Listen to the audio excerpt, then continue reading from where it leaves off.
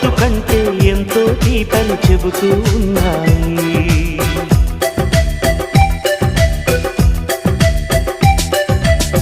వరమల్లి దొరికినదేమో అరుదైన ఈ అనుబంధం, సిరులున్న దొరకనిదేమో సరదాలతో ఈ సావాసం.